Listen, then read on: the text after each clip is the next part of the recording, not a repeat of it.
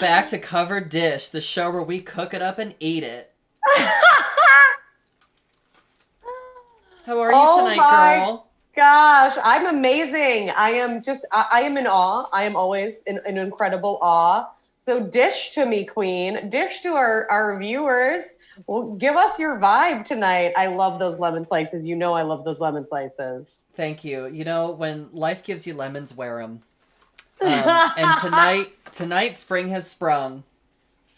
I don't know. I think the theme is just like, hey, it's warm enough for us to go outside in Ohio, you know? Very exciting. It's an exciting time. Exciting time. We're not fighting with the weather. That's the theme. Oh my God. Yes. You look radiant. Give us the full up and down. Okay. Don't leave us hanging. Show us everything. Show us everything. So this chair, I gotta pull it over my rug here. So this is sort of like a Maria von Trapp picnic dress. Yeah. You mean to tell me my children have been running around the countryside in old drapes? Yes, and having a marvelous time. This is the second Sound of Music reference in this and that quote. So I'm not even referencing anything new. Yes. Love it. And there's pockets. And there's pockets. So you can keep the corkscrew, you know, because, you know, if you have to, you're going to pop open the Pinot Grigio eventually. So you're going to need the corkscrew. So it's a little bit of utility there. And then what's great about this is that it goes all the way down to the ground. So like the world is my picnic cloth, you know? Yes. I do love that because that's nice for like bugs and stuff. Yeah, it is. Well, I mean, it's not going to stop the mosquitoes from actually biting you. Well, yeah, but there's some barrier, I feel like, especially when you sit on grass. What we're saying is we like fashion where you can be your own bug screen. Yes. Be your own bug screen. Penelope is very upset about that. Oh, Penny, speaking of bug screens, how is she? My hair. She's good. She's good. We're all good. Girl, I got some news. I got vaccinated today. Ooh, queen, congratulations. Thank you. Penny didn't. She's an anti-vaxxer, very staunch. So, you know what I mean? It was a really rough go. It's a divided house. It's just against her very rigid and reactionary principles. She's just an idiot. We're very anti-vaxxers here. So cheers. Correct. What are you drinking? I'm having a dark and stormy. Ooh. So we're kind of skipping spring. That's a little bit more summer seasonal, but oh well. I love that. Wait, is dark and stormy rum? It is. It's rum and rum and Coke and lime. That's what it is. Oh, all right. I just feel like, okay, here's the thing. Every time I go to like, you know, a tiki theme bar or something, there's always like all these rum drinks on their menu, and I never know what any of them are. And it's just not something like I just never really got into rum. But I feel like that sounds good. There's also a lot of different rum is not as broad as some of the spirits, but it is a broad category. So you like, do you like dark rum? Do you like light rum? Do you like spiced rum? I also feel like broad category is a good drag name, and I want to put it out there. Broad category. Category. She placed first in the broad category, if you know what I mean. So what are we dishing on tonight, Queen? Tell us everything. Oh my gosh, girl. Well, last week we talked about so many things, and we decided that it was time.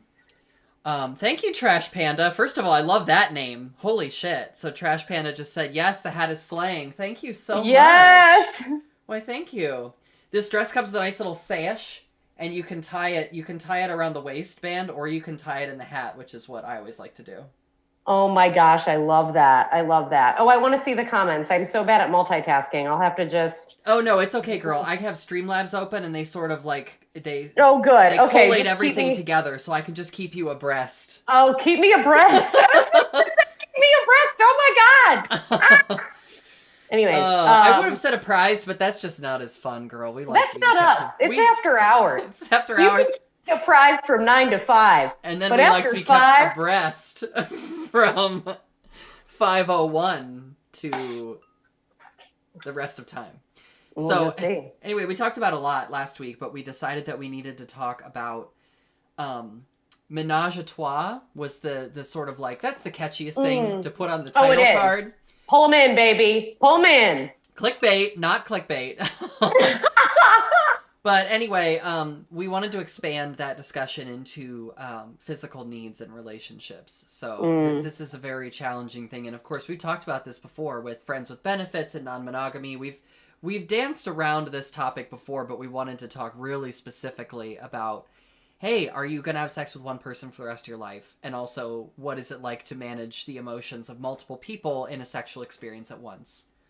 And also not in a sexual experience. Like, I think the myth for me of monogamy is that, you know, I guess the myth is monogamy in general. Like, I think we get a lot of support in monogamous relationships from friends. And I've seen, you know, I've had friends break up with me over my partner. Yes, right? Yeah. Or, I've broken up with people over their partners. So I feel like it's more complicated than just, you know what I mean? We're going to be non-monogamous. So that means we're going to be physically intimate with other people. I feel like if monogamous folks could understand that everything is arranged. Yes. You know, if you are the kind of monogamous couple who likes to go out and you're like, hey, yeah, I like to watch my girlfriend flirt, turns me on, and I know she's going home with me. Yeah. I'm like, and you know what I mean? Like, I'm like, and they're like, but we're monogamous. And I'm like, okay, we got it. Yeah. You know, but what are those lines? And the lines, I don't know what's going on with my hair tonight.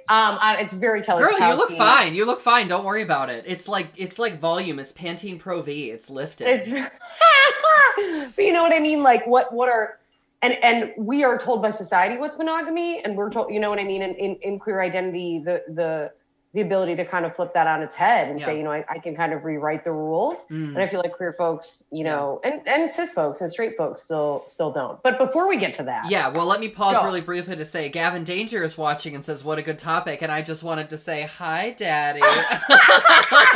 You know, I never miss an opportunity, girl. It's not in me. It's not in me to not say hi to Daddy. I just can't. No, you got to. And if you missed Brotherly Love this past Saturday, which Gavin was one of the producers for, and just an absolutely stellar performer. You missed an amazing show. Pillar in the Philadelphia drag community.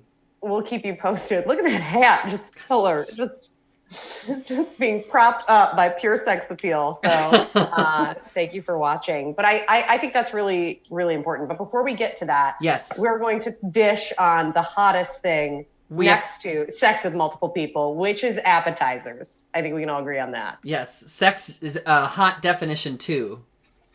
So dish cam me, queen. Dish cam me. All right. Well, first I've got the little preview slideshow up. We've got a little preview image. So Brooke, would you like to tell us what this delicious pepper is called that we see on the screen here? So this is a shishito pepper, which you can get at most like medium to high end restaurants. They usually sell this appetizer for medium to high end. It's an exclusive pepper. $12 to $15 per appetizer. Yes. But you can buy them at the Kroger for $2.99. So just a heads up on that. And Kroger we did. Kroger we trust. But so is shishito, is that Japanese? I was going to look it up and I didn't have time to. Do you know? I think so. And they're Japanese. Mild. They're a mild pepper. And they'll say on the label when you buy them. Yes. But here's the trick about the shishito is every 10th or 11th one is raging hot. I got to experience this firsthand because when I was visiting you a couple weeks ago, I was like, oh, it's consistency, right? That's what you assume. Right.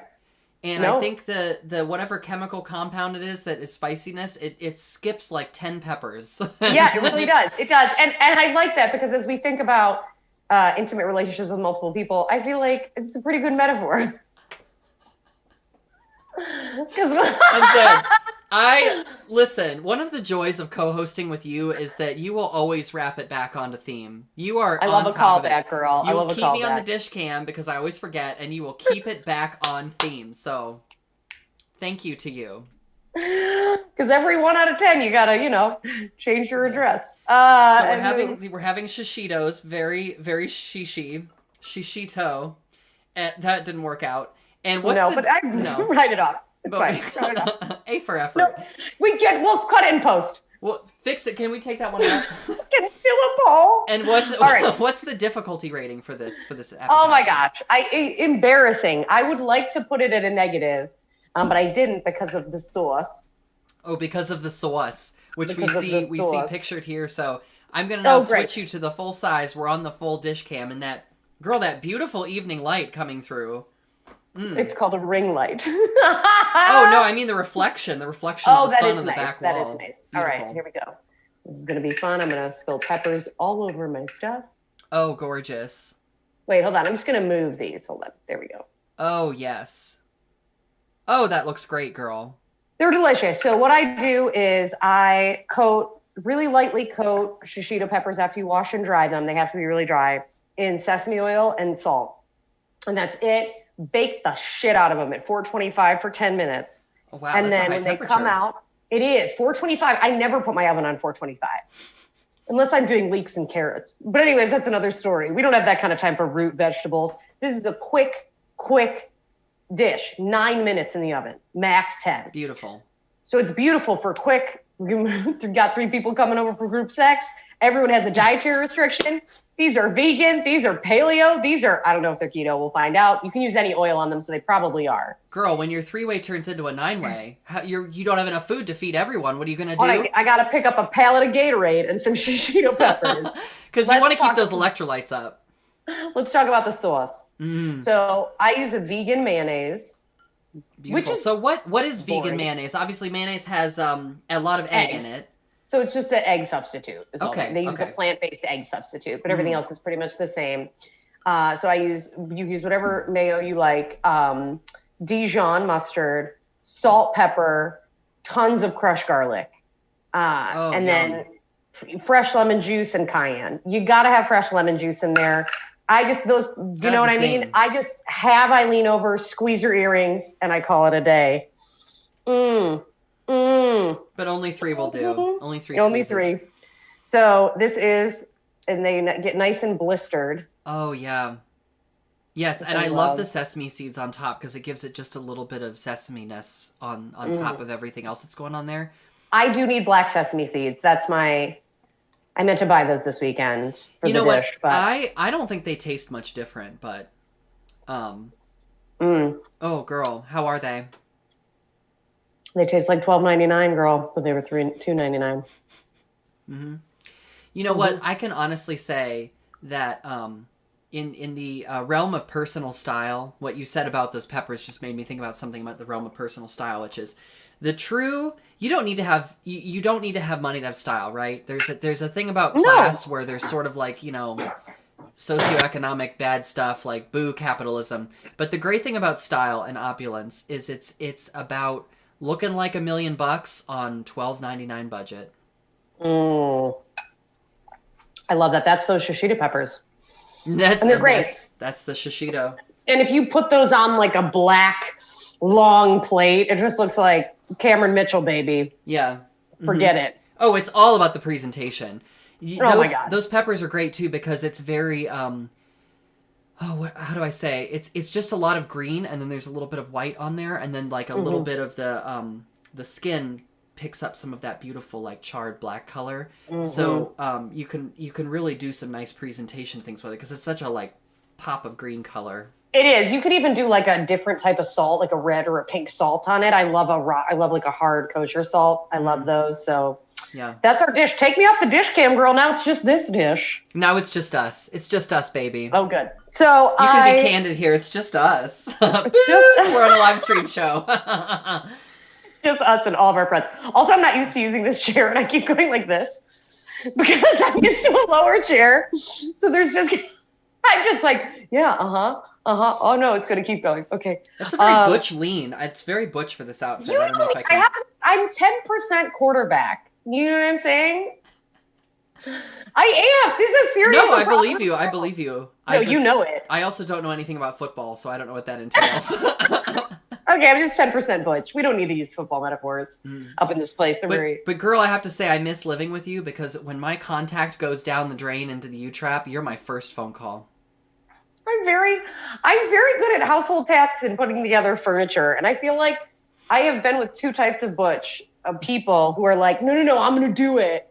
And then the other ones are like, oh, this is great. Yeah, just do it. Mm-hmm. What? Why didn't I think this is great? It's like, fuck gender roles. Yes, I love putting together a bookshelf. Amy White says that the new phrase of the week is, that's so shishito. And I feel like you have to give a little bit of like a Sex in the City shimmy. A little flourish. Oh, he was into pegging. Ooh, how weird. I've never heard of that before. Very shishito. And before we get into the topic of the evening, let me just pause briefly and give a just say that in the course of this conversation, we would never want to kink shame anybody, because your kink is your kink, baby, and ultimately it's whatever you need to do to get pleasure, because the world sucks. So the world does suck. Lean in, get that butt plug. You deserve it. Also, butt plugs are not a kink. Can we just talk about Can we just talk about kinks that are like, what's the beginner's course and the advanced course? Because I know the kinks like foot fetish, thinking, butt plugs, right. And everyone's like, that's it. Because sometimes the straights, we love you if you're here. We love you. We think you're great. We love you, but also there's like, sometimes the straights are like, oh my gosh, tickling. So that's crazy. I'm feeling a little bit like. Feeling a little bit wild tonight. Do you want to tickle me? It's like... Oh my God. Okay. Like, if it's something that you would play, use during Twister, it doesn't count. Mm-hmm. I think it's a good rule for life. Yeah.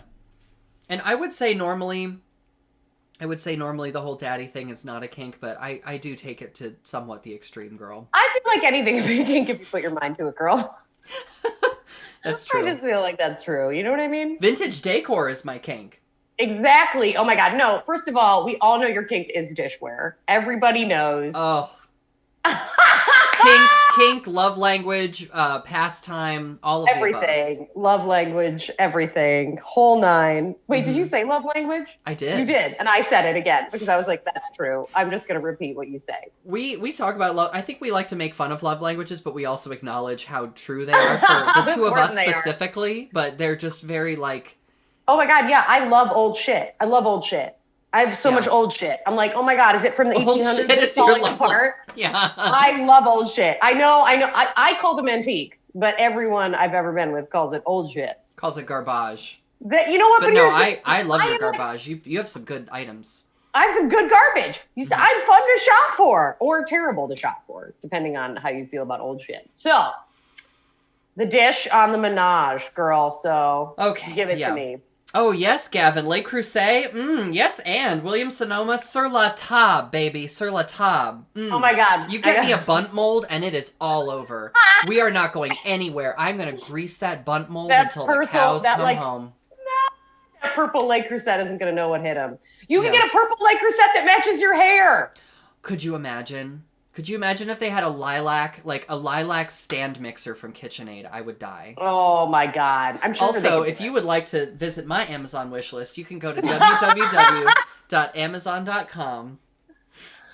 I bought, Daddy bought some cheese knives for me this week from La Table. And I am very excited. Also, I want to point out I don't eat cheese. I'm just, I'm like, we're vaccinated. What are you going to cut? What are you going to cut with it? Fucking, I don't know. A nut? Like a macadamia nut? I'm so excited. A single nut. I'm like so excited. They're so sexy. It's a set of 4. I'm bringing them on next week. Yes. I'm bringing them on. I have nothing to cut. I'm just going to buy a tofu loaf to chop. Oh, meats, charcuterie. I mean, I guess that's a different knife. Whatever. Girl, we're dancing around the topic, and this is not normally like us. We're normally very straightforward. Okay, wait, I'll dive in. Okay. Tell us, girl. Tell them. Well, no. I mean, here's the thing is, what we were talking about and leading up to this is so I was dating my spouse. I don't know what you call that. I was married. I mean, we were dating also still. You were married, yes. So yeah, but I don't know. I don't like the word spouse. I mean, I like that it's gender non-conforming. I just think it sounds like louse. So I can't really figure it out. I don't really like it. So I was dating my ex. We'll just say that. And we had a really, really best friend, and we're still friends, and everything's great. And yay, queer life. But it was really interesting because I described this friend as to my new friends coming into my life as, oh, that's our emotional third. And I didn't think anything of it because non-monogamy language was just part of our life. And while we were kind of joking about it, it was also a huge part of our life because this friend was a confidant for both of us. Yes. You know, when you're in your 20s and it's you just call your friends, vent about your partner. They talk about what an asshole your partner is, and then you eventually break up because it's your fucking 20s. Because no one's you know what I mean? But the more nuanced friendships, right, as we mature and get older in our 30s, when I call you and vent about my partner, Eileen, you're not going to be like, fuck her and dump her. That's not the vibe anymore. So it's nice to have a friend that's kind of this, person who understands the other person. But I think this puts the friend in a fucking quagmire, even when you don't break up. Yeah. If you do, holy mackerel. But if you don't, even then it's like, okay, I'm kind of in between, and it's a really wonderful thing. But the relationship, and then if you do break up, then that changes, right? Because you can't go to that friend and have that person be like, oh no, but it's just, it changes the dynamic. And we went through that when my partner and I from law school broke up, and we lived together. All three of us lived together. Yes. So I had the privilege, and also it was like running the gauntlet of keeping you both in the breakup. And I would like, I don't know. I'm very proud of that. I'm very proud of that moment in our lives for all of us. I think we should all put it on our LinkedIns. That is true. We really should. Under tact and communication. Drama-free lesbian breakup.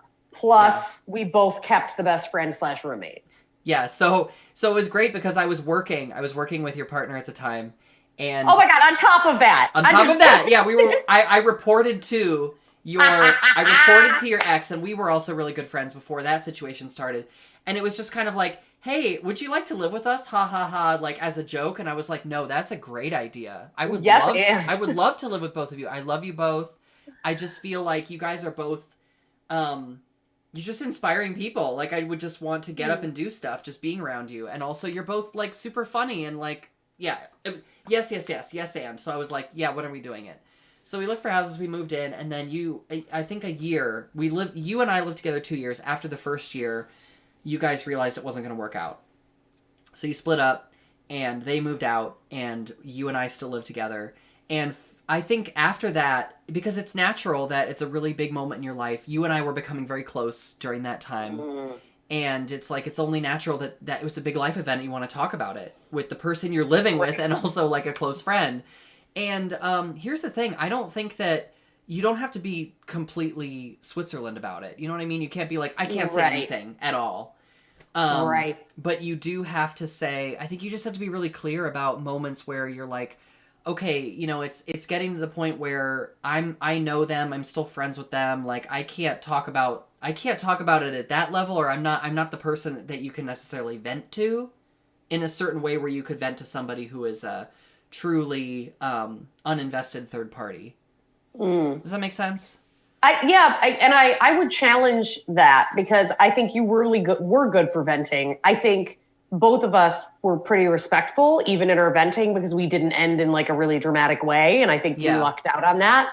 So I think you were also really good about saying, you can say whatever you want. Yes. I may not respond. And I will never forget you saying that to me in the living room, because you were, and I kept the Eileen and the Penny in the house in the relationship. So like, I was like abundant with love, and you just were like, hey, look, here's the deal.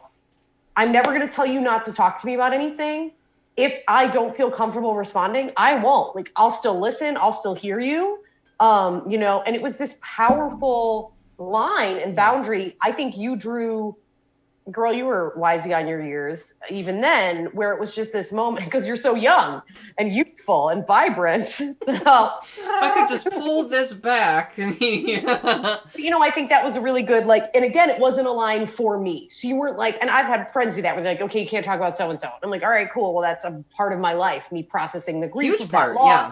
Yeah. Mm-hmm. So, but you made it, and again, everyone has those lines for different reasons, but you made that decision of whatever you need to process, I'm here. And if I cannot engage, I will still listen. And I think that took a lot of courage from you.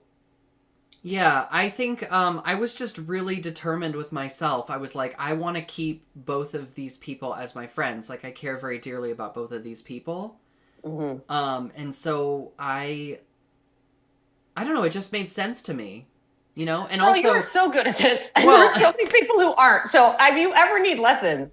No, girl, I don't think you're doing yourself enough credit in this situation either, because you also, like you sort of said, your venting was not like that, whore, you weren't doing that stuff. I love the way I censored myself saying the F word, but then I just say whore. Like, what's the age rating for this show? Have we figured that out? We're gonna do a poll. We're gonna do a poll. I think it's true, but I do think it's hard with friends, and I think lesbian friends, queer friends, especially in the Midwest. So much ranch. there's like 10 lesbians, right? Like in the same income bracket. Yes. So, right, like when you like break up, and it's like, okay, well, I want people to know what happened. And then it's like, well, do I really want people to know what happened? I mean, when I had to file a restraining order, I did. But like, other than that, I'm like, I don't, oops, Goopsie. Do that once. Just once though. What do you, it's like, okay, well, I just will wait for this to get around the rumor mill, I guess. And until then, I'm a terrible person. Yeah. Right? Like there's this window of time where it's like, and I really felt lucky because you never kind of gave me that window where you're like, okay, well, I'm just going to walk around Brooke and not bring up her ex. And it was like, look, just whatever happens. But you never came to me and ran to me and was like, look at his Instagram or something. You know what I mean? It wasn't like that. And I value that because I think there are friends out there who don't know how to process the grief of losing the relationship. Like I think the relationship is its own life force.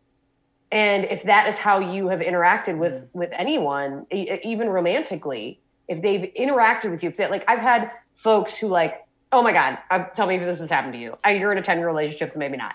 But like, there's someone who like flirts with you and is super into you when you have a partner. And then like you end up breaking, nothing like serious, right? But they're like really flirty. And then you break up with your partner unrelated.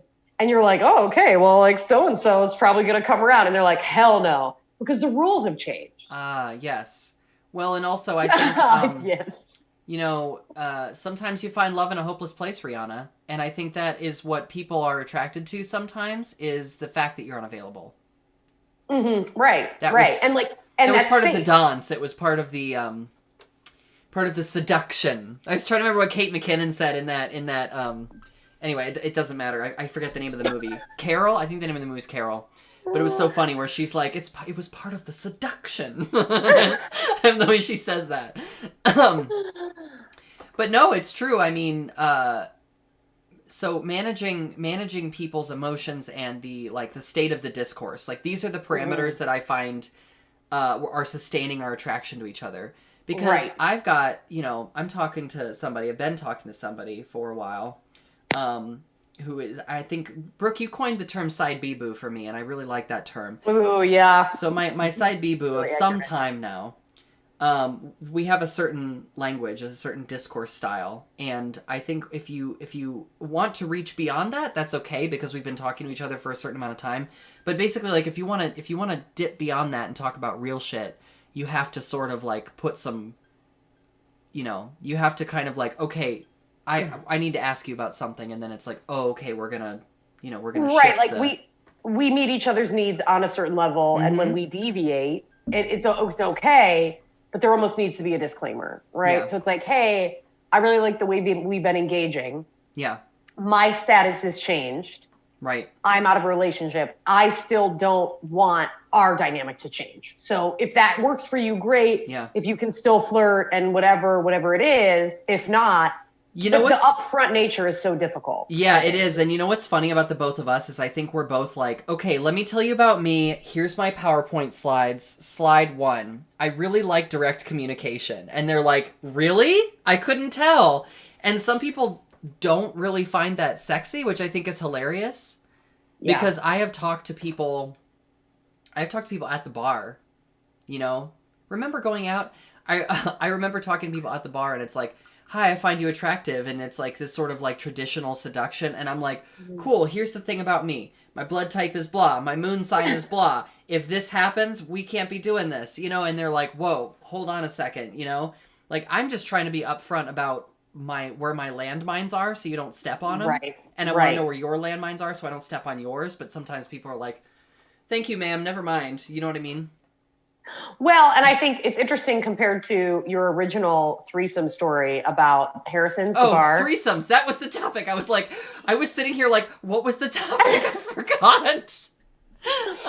Well, it's so interesting because what frustrated you, if you don't remember that story, Eileen thought she was meeting a guy and then he had his wife like bombard the event and be there and like showed up unannounced to me. Showed up unannounced like for a threesome audition that Eileen never consented to. Anyway, which is a hard pass for me. Hard pass. But what was so frustrating, and you told him after, was like, you need to tell me. Well, not me, because I'm never going to talk to you again. You need to tell women. Believe women. Believe women.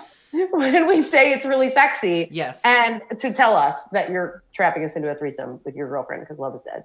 Please tell me when you're trapping me in anything. I would just like to know. Well, girl, we can skip right over the 3s and go right to the 5-person sex if that's easier for you. We're on a wavelength because I was just about to go there. And also, Gavin, yes, Gavin is completely correct. If they're not engaging, they should not be engaging kink if they don't like direct communication. And in this particular situation, I just did it again. Wait, hold on. Keep going. No, in this situation, I was just talking about like, talking to somebody at the bar, you know what I mean? This wasn't necessarily a kink conversation. Which is my, we didn't even get there yet. Point, that's true. Which at this point in the pandemic, that is my kink. Like, it's extremely dangerous. Talking to people in public? In bars, yeah. So, okay, let me tell you the story of when I was back in college and I had 4 friends, because that's how many it takes to have a 5-way, ladies and gentlemen, in case you didn't know. So I had 4 friends and we were out in the town and I think we went to the library. Oh, yeah. That was a great bar. The library. Great bar. Such a shithole. Yeah, I wish it was just gay. So it was like, the library is open. And then it's just drag queens reading each other. It's not that fun. It's a straight bar. It's a absolute... It was a straight bar and a big, like, graduate, creative, nonfiction hangout. Like, real vibes. Yeah. There's nothing scholastic about it. It's just a very confusing name. But, anyway, so we went to the bar and then we went back to my place and I lived in this apartment on High and Patterson. Ooh. And it was one of those turn of the century falling apart, like parts of it are stapled onto other parts and it's like, it's just, college apartment. We went back to my room with my like twin bed nestled against a bay window. And we're just like, this is how it starts in college. It was like, hey, wouldn't it be fun if we took our clothes off? And then we did. Because here's the thing. When you're like 20, you're like, oh, I'm cool. I want to do cool stuff. It was kind of like a peer pressure, but in a way where I felt safe with these 4 people. Oh, it had to also feel like so free. Oh, so freeing. It was like, I've never done this before. Yes, I do. Yes, I would like to take my clothes off. Yeah. And then you start, it was a very nice group of people. Like we, very queer. Obviously, I mean, have you met me? But no, it's a very queer group of people. We all were like, yes, I would like to take my clothes off. Touching started happening, and I started out in this situation as a participant, and I don't kiss and tell, so I'm not gonna go down to the gruesome details. But it started out with people touching me, and then at some point during that experience, I was like, I don't want to be touched anymore. And like it wasn't like it wasn't like that guy who pulled my hair without asking. It wasn't like get out of my house. It was just like I just realized, like, you know what I just realized? I'm not enjoying this anymore. So I got up and they were like, "Are you okay?" And I was like, "Yes, but I'm gonna go over to my office chair." It was this very chair, by the way. Oh my God! Yes, and guest star. Give it up for the chair.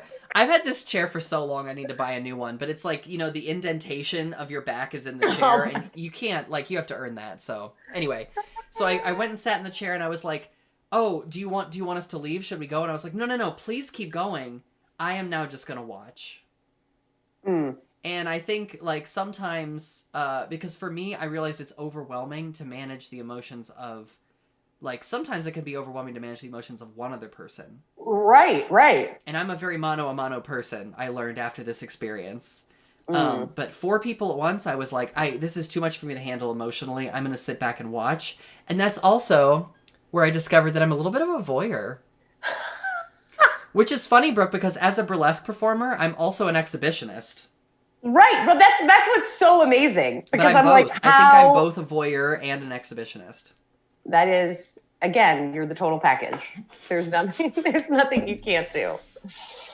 You're welcome, boys. I also feel like there's another flourish. And a butch lean. Jazzy, wait, hold on. Don't I kind of look like I'm on a tractor?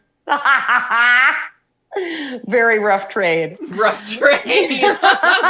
In a sun hat. Yells. That's a tagline, rough trade in a sun hat. And you could just like dip your lemon slice into the iced tea that the lady walks over. You know what I mean? I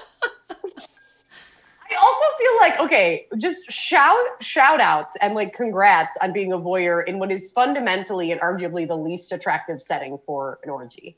Like just like we've all been in a dorm room or like a room like that. We've all pictured like the single mattress. Like I'm not saying, you know what I mean? But I'm just like, that takes break. Like we picture that. And now we picture being a voyeur, if you're into that, or if you experience the swingers club or something like that, it's a very different energy. Like, I'm just like, that is such an interesting experience to kind of stumble into that because yes, it's not sexy.